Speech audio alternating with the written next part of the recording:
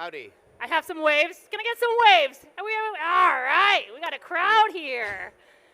Well, it's an honor to be here. My name is Melissa Ortiz. I am one co-founder of this beautiful mug and this coffee company that you all probably waited a little bit in the line for, Kickoff Coffee Co., as well as a broadcaster on Apple TV for the MLS, Fox Sports for World Cups, and also TNT, Warner Brothers, everything U.S. soccer related. And it's my honor to present to you Harish Sarma, the head of TikTok for global sports and gaming. And today we're going to talk about everything TikTok. Who here has a TikTok account? Raise your hand. Ooh. Who here does TikTok dances? There we go. I see it. Who here wants to know more about how TikTok can be so beneficial to your brand, to your business, to your club, or to your federation? I got hands up. Wonderful. Woo! All right. Wonderful. We got started. There might be a chance we might break out a TikTok dance at some point, but we'll see how many coffees I could drink. So, just kick things off, Harish, talk to us about the importance of TikTok and why it's just so in right now. It's trending. Everybody's like, check it out on TikTok, especially anything soccer related. Yeah. Well, first off, thanks for the intro. Thanks for the energy. I think we all needed the energy, especially when we're probably getting into the second half of this day. And so first off, Melissa, it's a real pleasure to be here with you, share the stage. And then also, I'd look at it, I'd almost like flip the question a little bit on its head. And I think Melissa didn't get into a lot of her specifics. She sort of glossed over her background. But, Melissa is somebody who really, really speaks to the ethos of what it's like to be somebody who's in the world of TikTok, but is in her own ways also an athlete, also on the production side, also is a co-founder of a business. When you think about what TikTok can be, depending on where you are in the ecosystem, you're either an athlete, you're either a federation, you could be someone that is looking to break into sports and has like a role and function within the industry, but you could also be just a consumer, right? And so the vast majority of the people that I interact with, and when you think about TikTok, is where you are going to find the most value for your benefits and your outcomes. On the last panel that we had here, you had a bunch of different folks on, and I remember Aguchi mentioned this specifically for himself, how he sort of saw that the necessity to sort of own his journey as an athlete, and not to assume that, frankly, there was something else waiting for him on the other side of being an athlete. And it's such a relevant construct that I think a lot of folks don't ever think about, which is you don't just show up one day and you basically assume that you will have a TikTok presence. You actually have to be very deliberate in what you're doing in terms of building up your actual platform, ultimately identifying with a vast majority of people that will frankly never know you from day one. You might be like a lot of stars and have a presence, but in many cases you may not have any presence at all. And I think the beauty and the magic of TikTok, coming back to your question, is that not having a platform to start with, not having a brand to start with, is not a limiter of success. So baseline, anyone, regardless of what your status is, your success is not determined by where you stand in society today. So if you're a really big brand, you have to come into TikTok with that sort of perspective of, I'm really, really going to be making myself part of this community here. I have a huge following outside of this brand, but ultimately what I'm going to represent in TikTok is going to be different. And if you're not someone that has a big brand, right, and if you're someone that's coming up, such as Melissa's brand here, you're also going to find a way to really, really build a true audience for yourself there, and frankly resonate with an audience that ultimately doesn't know you, but is excited to get to know you. Yeah, I think it's crazy how TikTok has developed so quickly. So a large part of my own business, one thing is broadcasting, another thing is entrepreneurship with Kickoff Coffee, but another thing is social media. So I work with a wide span of brands, both on Instagram, TikTok, Twitter, etc. And actually, over the past year, I'd say 75% of the brands and the campaigns have specifically been through TikTok, Yep. TikTok specific. Women's World Cup, I had 3 large brands. One was Visa, another Auto Trader. They just said, we want you to post on TikTok around the Women's World Cup. Yeah. Another example, in Qatar for the Men's World Cup, I had a various amount of brands that they wanted me to create content in Qatar Yeah. on TikTok, though. Yeah. And I'm not getting these many requests on Instagram. And I asked myself, why? Yeah, there's the static post. Yes, there's the IG Reels. But where I'm seeing the TikTok is just being able to be so creative and open, and also reach a whole new audience. Yeah. And also a larger reach in the grand scheme of things. One of the things that I've enjoyed as, I guess, a creator on the TikTok side of it is being able to be creative. There's so many tools that TikTok is able to give you, because I feel we were limited in the Instagram side, Yeah. where it's you kind of knew what content you were going to create or what photo you wanted. It's more aesthetic. Yeah. But on TikTok, you could take a skit and turn it around into a soccer skit, make it funny, and that's something that I enjoy doing. Yeah. One great experience that I've had was I was actually the face of Fox Sports TikTok in the World Cup and in this last Women's World Cup in Australia. Yeah. And it was really, I don't want to say easy, but it was more accessible to say, hey, let me create these 5 TikToks today within these 30 to 60 minutes. Yeah. And, maybe in 2 days we'll create 5 more TikToks. So it's batch creating and then posting. Yeah. I tell you what, these TikToks hit so hard that they've got millions of views, way higher than the Instagram reach. Yeah. And an audience specific that are interested and engaged in the Women's World Cup, or likewise the Men's World Cup. Yeah. But for me, that's why I've really enjoyed how TikTok has let me elevate my own brand as a person, as a media personality, but also helping networks like Fox Sports. I also help do it with Warner Brothers, with TNT. Right. Likewise that. So Yeah. for me, I feel like TikTok has been just this new and engaging platform to really connect with our audience through such a niche sport like soccer. Yeah. Tell me how you work with someone like Fox. Like, how does this conversation come up and say, hey, we want to work with you guys, maybe have a deal so that you specifically focus on creating TikToks, let's just say during a World Cup or something upcoming, which is Copa America. Yeah. Really great tee up, and actually, just as a general sort of survey, right? Just raise of hands, like how many of you use TikTok to search? It's a few hands, right? So it's an interesting construct, and the reason I bring this up is because the vast majority of people, when they think of TikTok, they're thinking about the lean back experience, right? I turn on the app. As soon as I'm in the app, I get a bunch of videos and I either scroll through, I stick on the ones I want, or I continue to scroll through the ones that I don't want, and I'll just keep going that way until I'm done, and then I move on. What's interesting about the different cohorts that exist on TikTok is you'll notice that Gen Z primarily uses TikTok for search. So while a lot of folks here are probably more familiar with using search that is through a website, through some sort of web portal, the reality is that the entire consumer base, and I always say, try to pay attention almost not to the generation you're in, but almost to the generation that's that's coming right after you, or ideally that's the one that's going to set the stage for where the industry is going. So I'm personally someone who's very much a proponent of don't look at lagging indicators if you can avoid them, because that's the challenge. A perfect example is when Melissa kind of asked, is anybody ready to do a TikTok dance, right?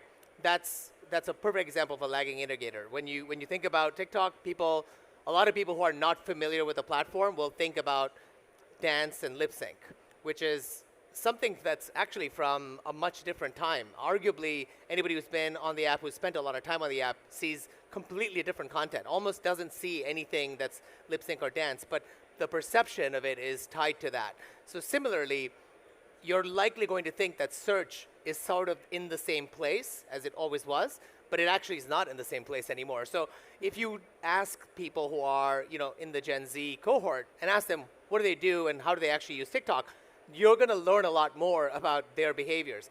And why is that important? I think the first thing to think about is, regardless of where you sit within the sports ecosystem, that's information that's really valuable to you. Because if you know that the vast majority of Gen Z consumers are using TikTok to trigger search, you can actually orient your business and your business goals to that. Perfect example, you land in Miami, you're here at Soccerex, you're probably thinking about, where do I go to have a meal, right? Where can I find, the best? You were discussing empanadas earlier. I haven't eaten, so maybe that's why I'm really hungry. So we were talking about, where would you figure that out? In a traditional world, you would probably go to a search engine and probably search for that. Turns out there's lots of videos right now that folks have searched for and are actually queuing up that deliver that solution. So I can actually answer that question for you in video format. Why do people find that interesting? Well, it turns out if you can see the actual product, you can actually see the venue, you can actually see the food, you can actually see reviews that are delivered to you. It's very visceral. It's much more easy to convince someone to say, hey, this thing that I'm talking about is not just words, it's actually tied to the actual experience. So that's an example of how, for example, search is now transforming things. What do we do with Fox specifically? Yep. One of the big things broadcasters are looking for is relevance with the younger cohorts, right, that are out there. And you can't force it. You can try your best to create a product, but ultimately, the broadcast product has been delivered in a very specific format for a number of years now. And we all know this. We all know how football games are called. We all know how they've shown up in broadcast. And there's a value to that. There's also value in turning those games into highlights and clips and cut downs, and then you post them to digital. But is there more? Can you do more? And the reality is that TikTok has been sort of in the periphery of this area for a long time, and folks like yourself, Melissa, have been sort of proponents of this to say, the live game is 2 hours, but the actual game around the game is much longer. And so that's really where we've been able to do more with Fox, to say, we understand that you're going to really focus on the live product, and you should, because there's a tremendous value in that. But what about building all this around the game and all this access around the game, all the stuff that you see that happens, outside of the studio? Sometimes it's all the bloopers that take place in the studio. Yeah. It's the stuff that's happening on the field. It's the stuff that you captured on the ground. Yep. When we were in Australia and New Zealand, specifically around the FIFA Women's World Cup, we brought 18 creators from around the world and actually had them go wild. And the idea was, we'll give you the access, we'll figure out how to do this in partnership with FIFA, and we'll figure out a way to actually get you to the places where you can capture any content you want, obviously with some limitations. Yeah. But the idea is sort of, if we gave you a blank canvas and you were a creator, what could you do? And it turned out, not only did they create great content, but they also got the same calls you were getting, which was, hey, we'd like you to work for brand X or brand Y, yep, and we'd like you to do a bunch of things. So it's also a huge revenue opportunity for them and a commercialization opportunity for them, because it's a platform that allows you to do more. Yeah, and I love that you say how the content, you watch a soccer game and there's 90 minutes of action, but the type of content that lives on social media, and specifically TikTok, lives forever, genuinely. And one, let's just say an example as of recent, and I see, US soccer people here, I recently did a really cool this was zero planned, with Trinity Rodman. So on Warner Brothers, on TNT, I'm a sideline reporter and analyst.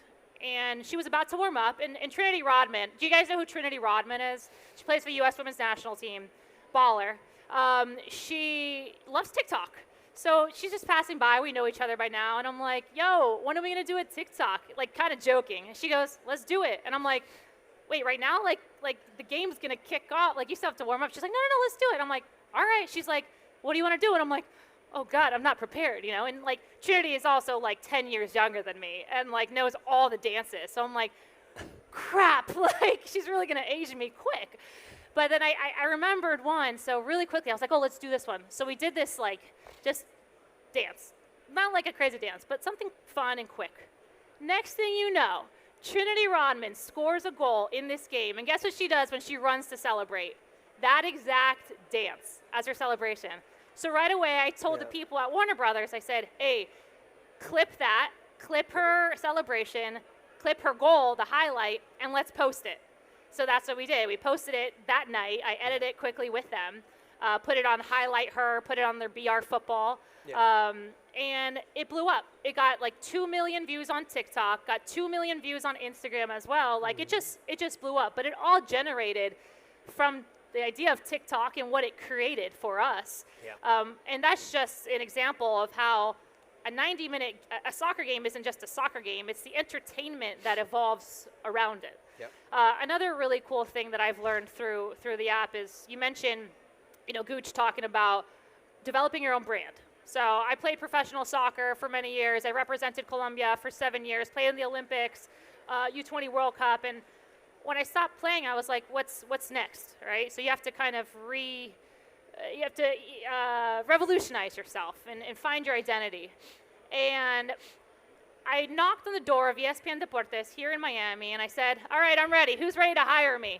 I'm an ex-player. Nobody cared. Nobody cared. So this is like 7 years ago. Obviously, women's soccer was in a whole nother spectrum.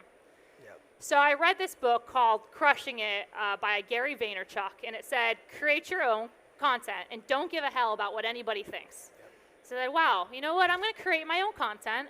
I'm going to build my own brand with the hopes and desire to one day be a broadcaster. Yep.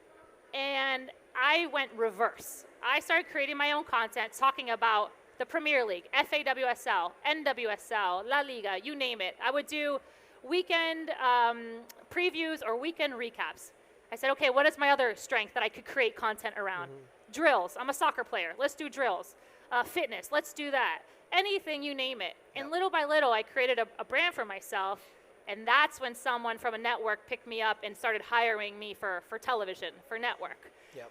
But I tell you what, building my own brand, utilizing a platform like TikTok has helped so much, not only in just, obviously being this media personality, but also connecting with the audience that these networks want to reach. Yeah. So whether it's Fox, whether it's Warner Brothers, whether it's Apple TV on MLS, we're reaching demographics both in Spanish and in English from Gen Z, Gen X, millennial. We're reaching a wide span that will be entertained by this type of content around whether it's talking about soccer or whatever we're broadcasting on television. But for me, TikTok again has just been an extraordinary opportunity to really build off what I was as a soccer player to where I am now as a broadcaster and an entrepreneur. So the TikTok has grown to over 200,000 followers, which has been awesome, especially reaching that new type of audience.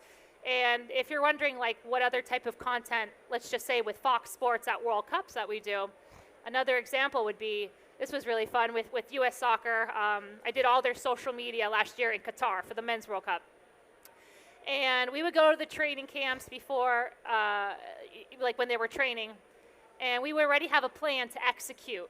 So we would go up to, say, Matt Turner, Weston McKennie, who has a hell of a personality, and we would do this fun and entertaining type of content, whether it was finish the lyrics was one of them, so start off a song and then they'd have to finish it, some type of challenges, you name it. And those are the types of opportunities that allow the audience to get to know those players outside of 90 minutes, outside of the pitch. And not only just to get to know the players, but to know the team, get to know the federation. It provides this type of communication and relationship with the audience, the consumer, with your own platform and with your own brand. So I think what TikTok has done is really adapt to this next generation of what they want to see in terms of entertainment at the palm of their hands. Now, I'd like to build on your Trinity Rodman story because that's the first time I've ever heard that story, and it's an amazing one. What, you didn't see it? It got 2 million views. I mean, that's amazing. It just goes to show, right, how much is happening on the platform and how much, I can get to, but not necessarily will always get to me. And I think there's a reality in that too, which is so much great content's been created. I'll give you a few other examples of when I say what's happening outside of the game, what's happening around the fringes. A lot of folks automatically think, well, if I don't think about the live broadcast, if I don't think about highlights, I'm not really sure what you're talking about, right? So I'll give you a couple of actual examples of things that I think will probably resonate. Well, first off, you probably remember the Simone Biles challenges during the last Olympics, and the person who was brought in was Suni Lee, who like replaced Simone Biles. You might remember, and maybe show of hands, that she won a gold medal, at the Olympics. That was monumental for the U.S. team. If you can imagine the backdrop of losing Simone for obviously like pretty important serious reasons, and then to have somebody step in and then actually go through and win the gold medal. The crazy thing was, right as soon as she won the gold medal, they have the ceremony, and we didn't expect any of this to happen, but this is exactly what happened. She got off the podium, and there's a lot of rules around what you can do when you're in the, on the podium and definitely within the Olympic arena. The moment she got into her room, the first thing she did was she went live on TikTok. Wow. And she did it because she was finally able to express herself with the gold medal and showcase like how much it meant to her without looking stoic in front of like a huge audience. And obviously the solemnness of the moment was really big. And it just goes to show you that you can have two things that are happening that are related to the same moment that are really important. Because I personally relate and connect with that moment on the broadcast when you have the national anthem playing and you really feel the weight of what you have achieved as a nation that is either medaled in gold, silver, or bronze. But then to also have that moment where now you're live on this platform, everyone is sort of sharing this moment with you. For the very first time, people get to actually see what it's like for you to be an Olympian, and you're not on the podium anymore. You're not running track. You're actually doing something else. Yeah. And it was just so heartwarming that, A, she did it on her own. We found out about it because everybody started messaging us going, Suni Lee's live on TikTok. And that was amazing, right? Because again, there's nothing more real than something that's genuine, that is not in any way premeditated. Your reaction was perfect. It's like, how do we record a TikTok? I'm not ready for this. Yeah. Well, guess what? That's exactly the point of TikTok. Like, you're not supposed to be ready for this. It's supposed to be in the moment. Yeah. Coco Gauff did the same thing, when she won. And she put down her phone, and then she said, it's happening right now. And everybody was like, what are you talking about? Yeah. It's happening right now. She recorded her moment right from the court, right as she won the US Open. And it was so heartening for us because I was traveling that weekend. And so when I arrived at my destination, everybody had sent me the TikTok. And they had said, can you believe this? Amazing work. And I go, no, this is not amazing work. This is just people who've actually just embraced the platform. So this is just my way of saying, rather than being resistant, I'd suggest you think about this as almost an opportunity, right? It's a new medium, it's a new platform, it's a new way, frankly, for folks like Melissa and others to have a voice, have a platform where they can sort of show you what creativity looks like. They don't have to just be athletes. We are so multidimensional, right? Some of us are exceptional at fashion, we're exceptional at pop culture, sneaker culture, we're movie buffs. We happen to also be great on the field or on a court, but we might be great cooks. We may be really, really great with crafts. The Lionesses had this little bit during the World Cup and their run to the final, where one of the players on the team was extremely good at creating bracelets. She'd been building crafts, and so I didn't even know about this until I saw the videos, and it turns out she'd been making bracelets for every one of the members of the team. Yeah. She hadn't planned to. She was just doing them on her own, and then it turned out to be this whole process of everybody wishing they had a bracelet from her. That was so heartwarming because you think about, teams that are in camp, that are sort of like grinding it out, trying to make it to a final, try to win a tournament. And then you have this really human moment taking place on buses, in rooms. There's one really, really cool video where Ella Toon is basically upset that she hadn't made her a bracelet and she had made somebody else a bracelet. She obviously wasn't really upset, but she was faking being upset so that now she went off and made a bracelet for her. I mean, it's so human. And I think that's the side of TikTok, to be honest, that excites me. Yeah. Because it doesn't in any way have to encroach on the things that you love about sport that you're already consuming. It's all the other stuff that you probably never get to see and you finally will get to see now. And you mentioned, let's say, the English women's team, and through my experience of working both on the men's side and the women's side of soccer, women are way more interested in creating content. Yeah. I hope and I wish that the men's teams Yep. would be more involved and more, I don't know, engaged in creating this type of content because Yeah. it does create that type of relationship with their fan base. Yeah. You know, if I'm a super fan of, I don't know, like any male player, I want to see what it's like apart from what they're doing on the pitch. Day to day, You know, yeah. what is their reactions after games personally in their point of view? Or, you know, what are they doing on the off days? Or do they like cooking? You know, it's certain things like that. And at the same time, they can be building their own brands. What I'd love to ask you, and you had mentioned this earlier, is the recognition that TikTok just received as of recently, the Laureus Good for Sport. Yeah. What you didn't know about this, but No. what is that? Can you explain what this means? No, and thank you. That's a good one. I mean, it's nothing quite like being blindsided with an accolade. So, TikTok was recently recognized for being one of the brands on the Laureus Sports Index that is promoting sport for good, and that applies to D&I. Obviously, applies to women's sport more broadly. I'd say the interesting thing about the acknowledgement is, number one, I'd say most awards and most of these sort of like associations, there's usually some sort of relationship. You either submit a portfolio, or you provide some sort of collateral, which is the reason and rationale for why you get nominated. The interesting thing about the Laureus process is we don't actually participate in any of it. No brand does. The brands are selected by a panel, and it's completely devoid of any kind of connection to those brands. So we found out about it, and a big part of the link to that award was the work we did for the Women's World Cup, that you were actually part of. And even though we're meeting for the first time, which is wonderful. There's also the work we did with Burnley Women's, which really kind of elevated what it looks like to be a women's team that is sort of trying to find their footing in a league that has some other names in it that are pretty big and well supported. What do you do if you're Burnley in that scenario? And then this is also linked to what we did some time back when we pushed out the Swipe Out Hate campaign, which was to effectively focus on eliminating hate speech and racism in the sport. There's no space for that on TikTok. We have very strict community guidelines and a zero tolerance policy for hate speech and anything to do with racism.